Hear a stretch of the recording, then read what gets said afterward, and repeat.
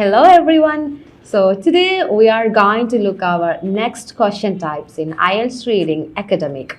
So last class we were discussing about list of heading, right? So this session we are focusing mainly true or false and short answer questions.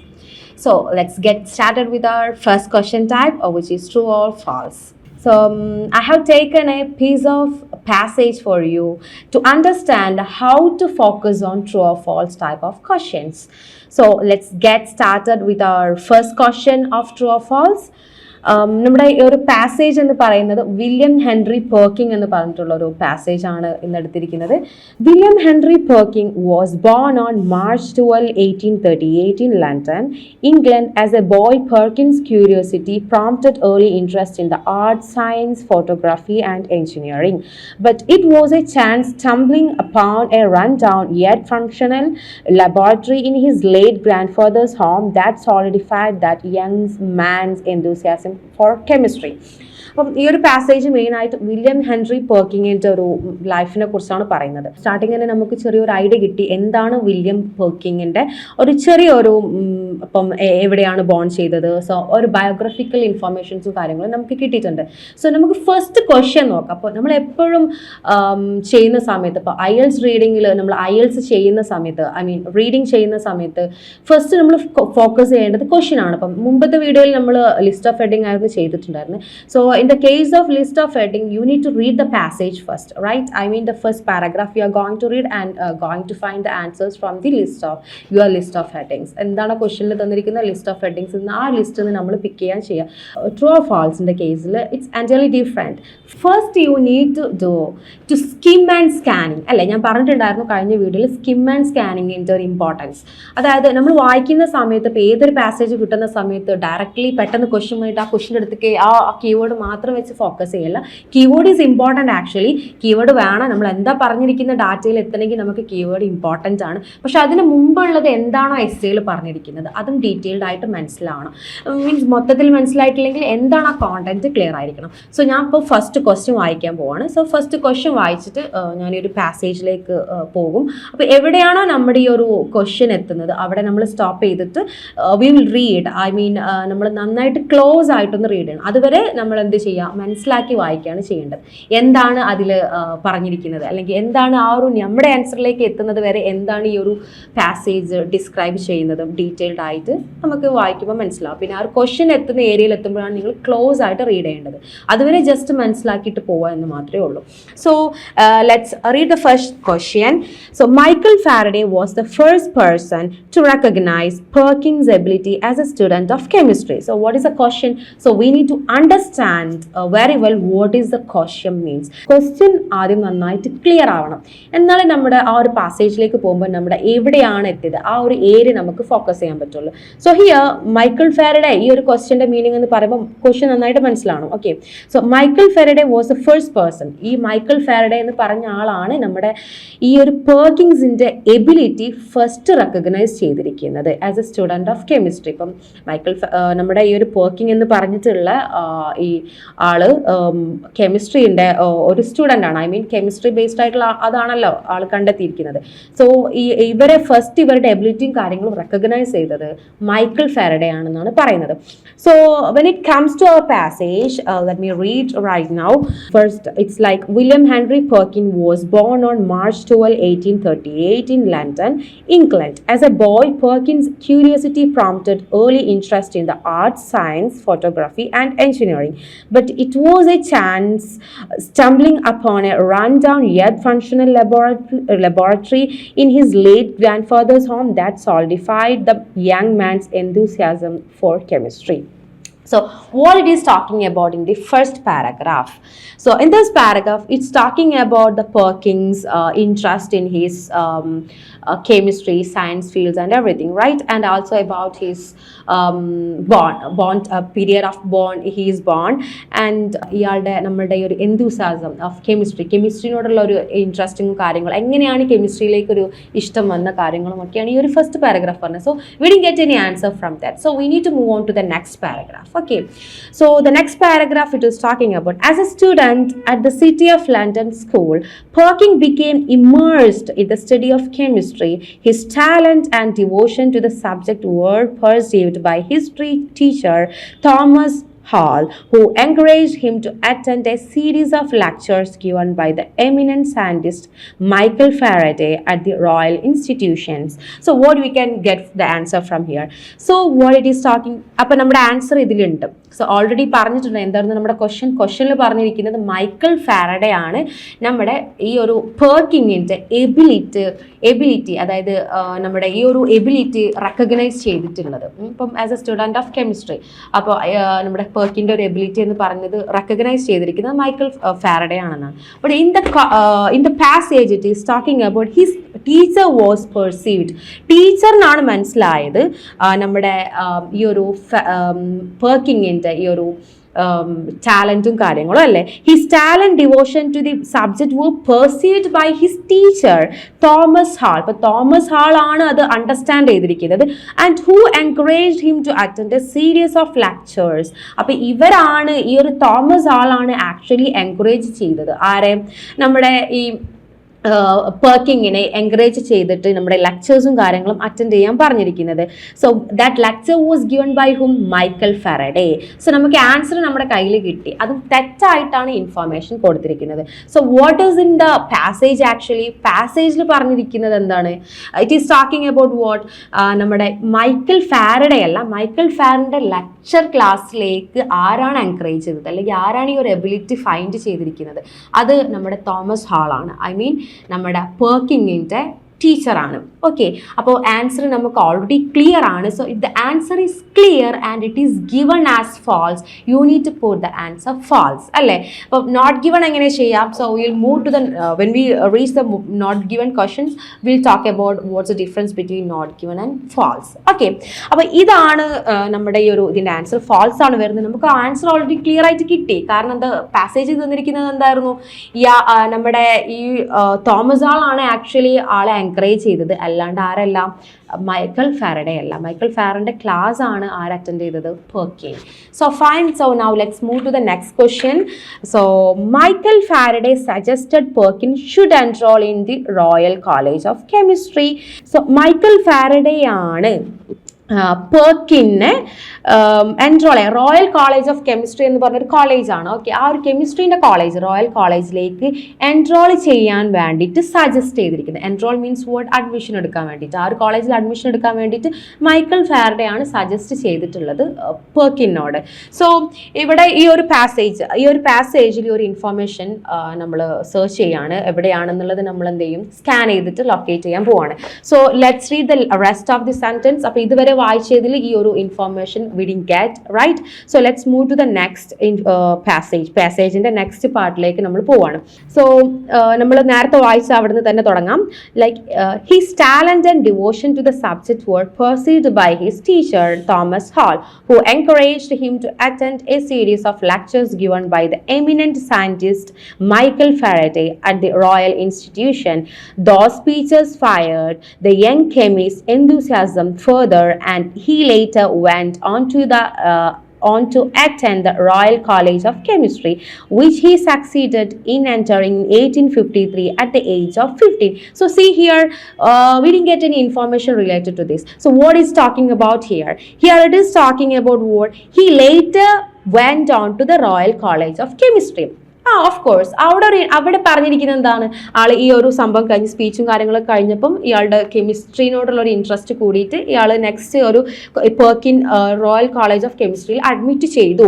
പക്ഷെ അവിടെ എന്തെങ്കിലും information mention ചെയ്തിട്ടുണ്ടോ? No. അപ്പം നമുക്ക് അവിടെ നേരെ പോയിട്ട് false ഇടാൻ പാടുണ്ടോ? ഇല്ല. ഫാൾസ് എന്ന് പറയുന്നത് ഫാൾസും നോട്ട് ഗിവണും most of the students are getting mistake with false and not given. If the information is not given means what, you need to write not given, not false. Okay, so ഇപ്പോൾ ഫാൾസ് നമ്മൾ എഴുതുന്ന സമയത്ത് നിങ്ങളുടെ clear ആയിട്ട് data തന്നിട്ടുണ്ട്, we get the answer. ഇപ്പം നേരത്തെ ചെയ്ത സമയത്ത് നമുക്ക് ആൻസർ കിട്ടിയിട്ടുണ്ട്. സോ ആൻസർ കിട്ടുന്ന സമയത്താണ് നമ്മൾ ഫാൾസും ട്രൂവും എഴുതുന്നത്. So if you didn't get the answer, if you don't know the answer, that is the moment you need to write the answer not given. So clear. അപ്പോൾ ഈ ഒരു പാസേജിൽ ക്വസ്റ്റ്യൻ എന്തായിരുന്നു? So question was about Michael Faraday suggested Perkin should enrol in the Royal College of chemistry. അപ്പോൾ നമ്മൾ ഇവിടെ വായിക്കുമ്പോൾ ആൾ later ഈ ഒരു കോളേജിൽ എൻറ്റർ ചെയ്തു എന്നാണ് പറയുന്നത്. സോ അപ്പോൾ നമുക്ക് പറയാൻ പറ്റും, ഇപ്പോൾ നമ്മളോട് ഈ ക്വസ്റ്റ്യൻ ചെയ്യുന്ന സമയത്ത് വെദർ നമ്മുടെ ഈ പെർക്കിൻ ഒരാൾ സജസ്റ്റ് ചെയ്തിട്ടാണോ അല്ലേ, ചിലപ്പോൾ ആകാം, ചിലപ്പം ആവാൻ പറ്റില്ല അല്ലേ. അപ്പം നമുക്ക് ഉറപ്പില്ല ആൻസർ എന്താണ് ഇതിൻ്റെ ആൻസർ. മൈറ്റ് ബി ആൾ പറഞ്ഞിട്ടുണ്ടായിരിക്കാം അല്ലേ, പക്ഷേ ഈ ഒരു ടെക്സ്റ്റിൽ ഈ ഒരു ഇൻഫോർമേഷൻ തന്നിട്ടില്ല. So the answer is not given. So now let's move to the next question. Perkin employed August Wilhelm Hoffman as his assistant. So next question is about talking about Perkin ആണ് employed. Perkin employ ചെയ്തു. ആര് employ ചെയ്തു? ആളെ വർക്കിങ്ങിൽ, ആളുടെ വർക്കിൽ ആരെടുത്തു? August William ഹോംഫാമിനെ അസിസ്റ്റന്റ് ആയെടുത്തു. സോ പെർക്കിന് ഒരു അസിസ്റ്റന്റ് ആയിട്ട് ആരെ എടുത്തു? അത് ഓഗസ്റ്റ് ഹോഫ്മാനെ എടുത്തു എന്നാണ് പറയുന്നത്. So let's look what it is there if any information related to this question. So next sentence, let's read the next sentence in the passage. Those speeches fired the young chemist's enthusiasm further, and he later went on to attend the Royal College of Chemistry, which he succeeded in entering in 1853 at the age of 15. So now let's move to the next paragraph. At the time of Perkin's enrollment, the Royal College of Chemistry was headed by the noted German chemist August Wilhelm Hoffmann. Perkin's scientific gift soon caught Hoffmann's attention, and within 2 years, he became Hoffmann's youngest assistant. So, what do you get from this? Here in this paragraph, it is talking about what?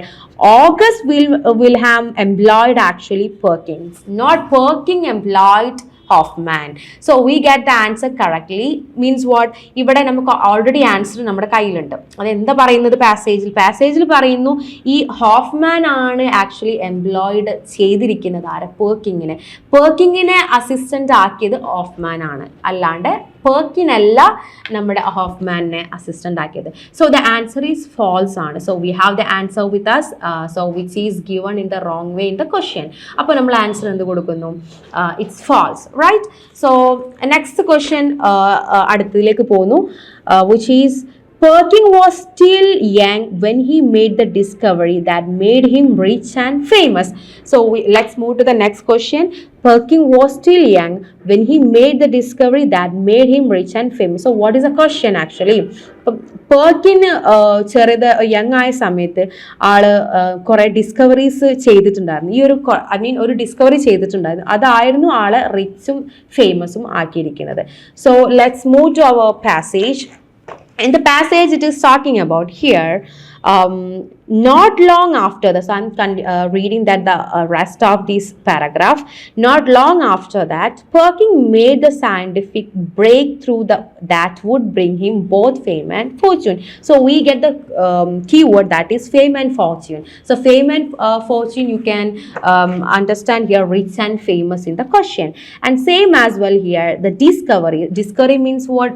Scientific breakthrough, right? So in the passage it is given scientific breakthrough. So ഇവിടെ not long after that, പെർക്കിങ്ങിൻ്റെ ഓരോ ഈ scientific breakthrough, I mean in the discovery that would bring him both fame and fortune. അപ്പോൾ ഈ ഒരു ചെറിയൊരു time പീരീഡിൽ തന്നെയാണ്, not after that, means not long after thus. ഇതൊക്കെ ഇയാളുടെ ഒരു യങ് സ്റ്റേജ് ആണ് പറയുന്നത്. സോ ഈ ഒരു യങ് സ്റ്റേജിൽ തന്നെ ആൾക്ക് ബോത്ത് ഫെയിമും ഫോർച്യൂണും വന്നിട്ടുണ്ട്. So the answer is true. So നമ്മുടെ ഈ ഒരു പാസേജും same as well our question is same അല്ലേ? നമുക്ക് തന്നിരിക്കുന്ന ക്വസ്റ്റ്യൻ്റെ അതും അതുപോലെ തന്നെ നമുക്ക് തന്നിരിക്കുന്ന പാസേജിലുള്ളതും സെയിം ആയിട്ടാണുള്ളത്. So the answer is true. Fine. So now let's move to the next question. The trees from which quinine is derived grow only in South America. So the trees from which quinine is derived grow only in South America. So what it is talking about, the next question is about, അപ്പോൾ നമ്മൾ എപ്പോഴും first question ആയിരിക്കണം കേട്ടോ വായിക്കേണ്ടത്. Question മനസ്സിലായിട്ടേ നമ്മൾ നമ്മുടെ പാസേജിൽ ഓർഡറിൽ പോകാൻ പറ്റുള്ളൂ. പിന്നെ അതുപോലെ തന്നെ റീഡിങ്ങിൽ ഇപ്പോൾ ബേസിക്കലി ഇപ്പം ഓൾമോസ്റ്റ് എല്ലാ ക്വസ്റ്റ്യൻസും പറയുന്നില്ല, സോ ഓൾമോസ്റ്റ് മിക്ക ക്വസ്റ്റ്യൻസും ഓർഡറിലായിരിക്കും. ഏതെങ്കിലുമൊക്കെ അവിടെ ഇവിടെയുള്ള ചില റയർ ക്വസ്റ്റ്യൻസ് മാത്രമേ ഫസ്റ്റ് ആയിട്ട് വരുള്ളൂ. Okay fine. അപ്പം എപ്പോഴും ഓർഡറിൽ തന്നെ ആയിരിക്കും ഓൾമോസ്റ്റ് പോവുക. ഇൻ കേസ് ചില ക്വസ്റ്റ്യൻസ് മാത്രമേ നമുക്ക് ട്വിസ്റ്റ് ആയിട്ട് വരുള്ളൂ. സോ ഫസ്റ്റ് നെക്സ്റ്റ് ഇവിടെ പറഞ്ഞിരിക്കുന്നത് എന്താണ്, trees from which quinine is derived grow only in South America. ഇപ്പം ക്വിനിൻ എന്ന് പറഞ്ഞിട്ടുള്ള ഒരു ട്രീ മെയിൻ ആയിട്ട് ഇപ്പം ഡിറൈവ് ചെയ്തിരിക്കുന്ന ഈ ഒരു ട്രീ ആകെ ഗ്രോ ചെയ്യുന്നത് സൗത്ത് അമേരിക്കയിൽ മാത്രമാണ് എന്നാണ് പറയുന്നത്. So let's read our passage here. So the remaining paragraph. Okay, അപ്പോൾ ഇതുവരെ വായിച്ചതിൽ നമുക്ക് ഈ ഒരു ഇൻഫോർമേഷൻ കിട്ടിയിട്ടില്ല. So let's move to the next paragraph. At the time, quinine was the only viable medical treatment for malaria. The drug is derived from the bark of the cinchona tree native to South America, and by 1856 demand for the drug was surpassing the available supply. Okay fine. അപ്പോൾ ഈ ക്വിനൈനെ കുറിച്ചാണ് നമ്മളിപ്പോൾ ഇവിടെ discuss ചെയ്യുന്നത്. അപ്പോൾ ഈ ഒരു tree എന്ന് പറഞ്ഞ ഒരു ആളാണ് ഇപ്പം ഏറ്റവും പോസിബിൾ ആയിട്ടുള്ള ഒരു medical treatment for our malaria disease, right? So ഈ ഒരു ഡ്രഗ് എന്ന് പറയുന്നത് മെയിൻ ആയിട്ട് ഡിറൈവ് ചെയ്തത് സിൻസോണ ട്രീയിൽ നിന്നാണ്. ഓക്കെ, അപ്പം അതിനെ നേറ്റീവ് ആയിട്ട് ഗ്രോ ചെയ്യുന്നത് എവിടുന്നാണ് ഡിറൈവ് ചെയ്തിരിക്കുന്നത് ഈ ഒരു ട്രീ? സൗത്ത് അമേരിക്കയിലാണെന്നാണ് പറയുന്നത്. സോ ഇവിടെ ഒരു ഇൻഫോർമേഷൻ തന്നിരിക്കുന്നത് സൗത്ത് അമേരിക്കയിൽ നിന്നാണ് ഈ ഒരു ക്വിനിൻ ട്രീ ഡിറൈവ് ചെയ്തിരിക്കുന്നത്. ഇത് മെയിനായിട്ട് മലേറിയൻ ട്രീറ്റ്മെന്റിനാണ് യൂസ് ചെയ്യാറ്. അപ്പം ഇങ്ങനെയുള്ള സംഭവങ്ങളാണ് ഇൻഫോർമേഷൻ തന്നിരിക്കുന്നത്. നമ്മുടെ ക്വസ്റ്റ്യൻ എന്താണ്, ഈ ഒരു quinine tree only grow in South അമേരിക്കയിൽ മാത്രമാണ് ഗ്രോ ചെയ്യുക. അങ്ങനത്തെ ഒരു ഇൻഫോർമേഷൻ പറഞ്ഞിട്ടുണ്ടോ? ഇല്ല. ഇനിയിപ്പം ആ തന്നിരിക്കുന്ന ഡാറ്റ നമുക്ക് ഫോൾസും കൊടുക്കാൻ പറ്റില്ല. Why? It is not given. So these information we don't know whether it is growing only in South America or not. അപ്പം നമ്മുടെ ക്വസ്റ്റ്യൻ ക്ലിയർ അല്ലെങ്കിൽ we need to put not given, isn't it? അപ്പം ഇതാണ് ഇതിൻ്റെ answer. Not given ആണ് ഇതിൻ്റെ answer ആയിട്ട് വരുന്നത്. നമുക്ക് ഈ ഒരു ക്വിനിൻ ട്രീ എന്ന് പറയുന്നത് we don't know whether it is only growing in South America or any other parts of the world. So the answer is not given. Fine. So that's all for our true or false question type. So here we go to our next question type, which is short answer question. Okay, so നമ്മൾ short answer question types ചെയ്യുന്ന സമയത്ത് we need to be always aware about the instructions. Okay, നമുക്ക് കിട്ടുന്നൊരു instructions ഉണ്ടാവും, no more than 2 words.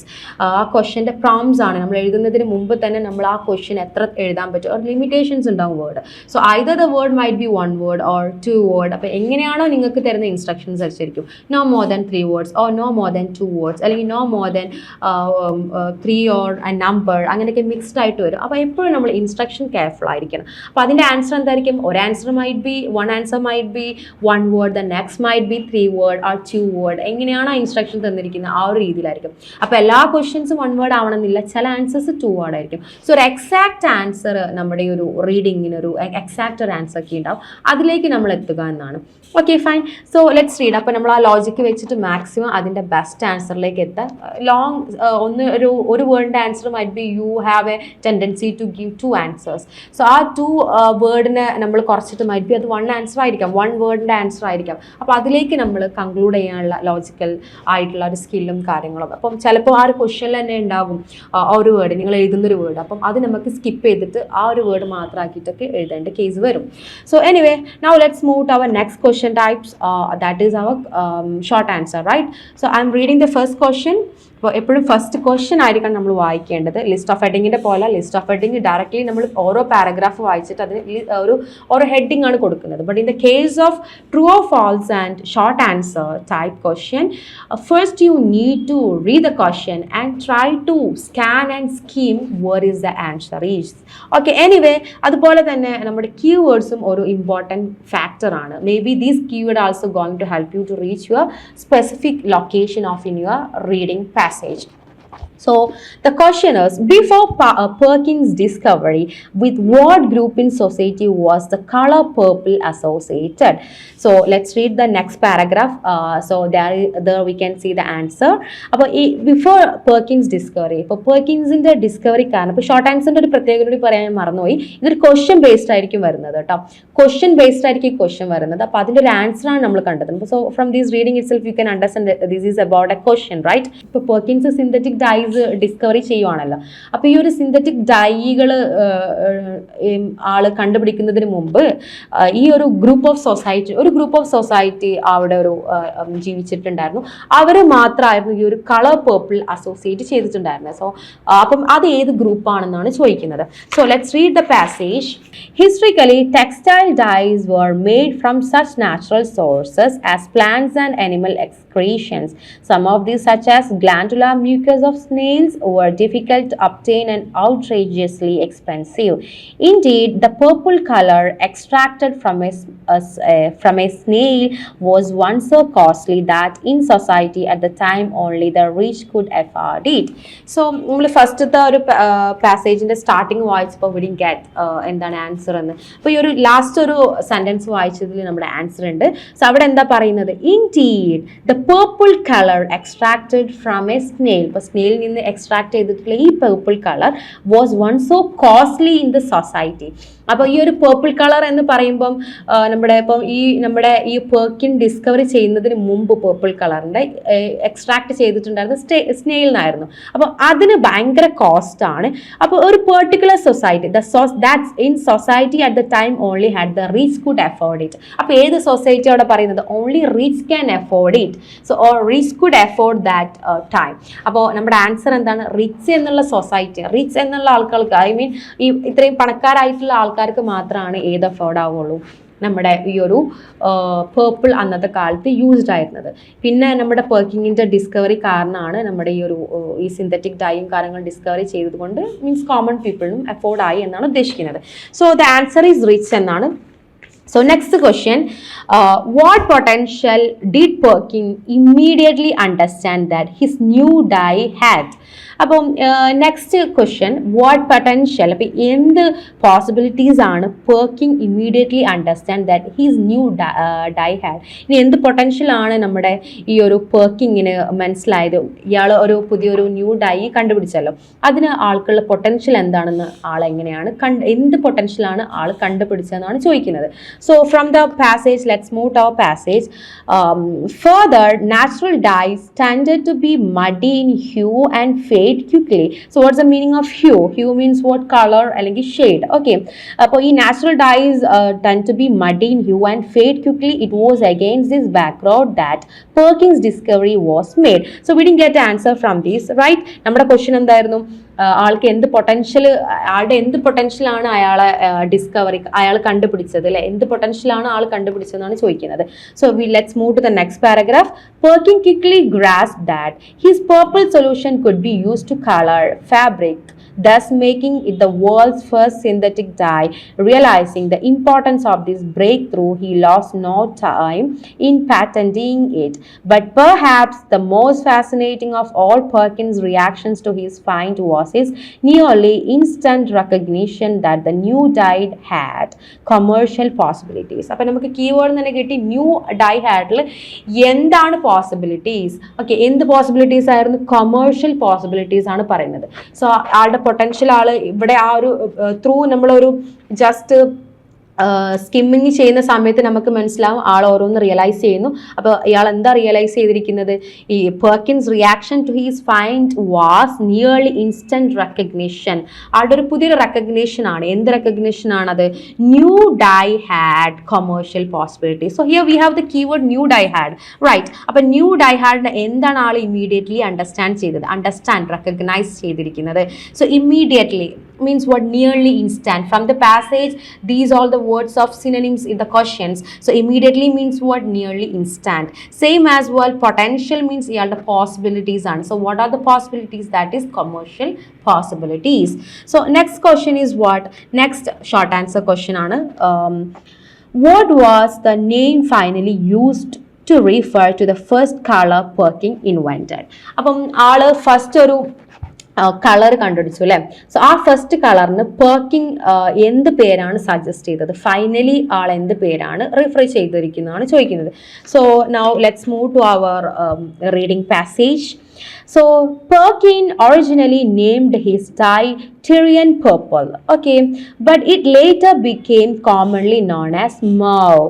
So what do you understand? Maybe there is some problem here. Some students or some test takers might be writing Tyrian the answer, but the answer is mauve. Why? Tyrian ആയിരുന്നു first name actually, but it changed into where ആള് finally ആള് കൊടുത്ത name എന്ന് പറഞ്ഞാൽ mauve എന്നാണ്. ഇപ്പൊ ക്വസ്റ്റ്യനിൽ എന്തുണ്ട്, ഫൈനലി എന്ന് പറയുന്നുണ്ട്. ഫൈനലി എന്ത് പേരാണ് കൊടുത്തിരിക്കുന്നത്? ഇപ്പൊ ആള് ഫസ്റ്റ് ഒഫീഷ്യലി കോൾ ചെയ്യുന്നതിന് മുമ്പ് ആള് വേറൊരു നെയിം ഇട്ടിട്ടുണ്ടായിരുന്നു. ആ നെയിം ആയിരുന്നു ടിറിയൻ പേർപ്പിൾ എന്ന് പറഞ്ഞു. അപ്പൊ അത് ചേഞ്ച് ചെയ്തിട്ട് ഏതാക്കിയിട്ടുണ്ട്, ഫൈനൽ ആയിട്ട് later it called as what mauve. So the answer is what mauve, not Tyrian. So mauve ആണ് ഫൈനൽ ആയിട്ട് ആള് കണ്ടുപിടിച്ച ഫസ്റ്റ് കളറിന് പെർക്കിൻ കൊടുത്ത നെയിം എന്ന് പറയുന്നത്. So that's all about the short answer questions. ഇപ്പം make sure that what short answer എന്ന് പറയുമ്പോൾ ക്വസ്റ്റ്യൻ ബേസ്ഡ് ആയിരിക്കും ക്വസ്റ്റ്യൻസ് വരുന്നത്. So you need to try to give the most appropriate answer for this question types. പിന്നെ instructions എപ്പോഴും വായിക്കണം. Like not to more than words ആണോ, one word ആണോ, എങ്ങനെയാണ് ക്വസ്റ്റ്യൻ വന്നതെന്ന് എപ്പോഴും ക്ലിയർ ആയിരിക്കണം. And so today we discussed about both true or false and short answer question types. I hope you understand these two modules clearly. So നമ്മൾ basic ആയിട്ട് പറയുകയാണെങ്കിൽ ഇപ്പോൾ നമ്മുടെ IELTS റീഡിങ് ചെയ്യുന്ന സമയത്ത് എപ്പോഴും ചെയ്യേണ്ട കാര്യം 50 minutes ആണ് ഫസ്റ്റ് പാസേജിൽ നമ്മൾ സ്പെൻഡ് ചെയ്യേണ്ടത്. And the second passage you need to spend 20 minutes and the third passage is 25 minutes. അപ്പോൾ ആ ഒരു ടൈമിൽ നമ്മൾ പഠിക്കണം.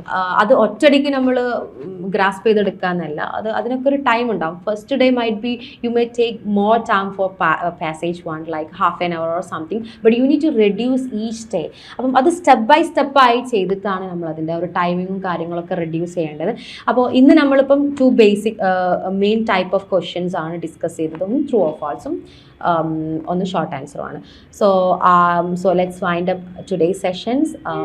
Let's see on to the next section which is a new type of question types of IELTS reading. So that's all. Thank you.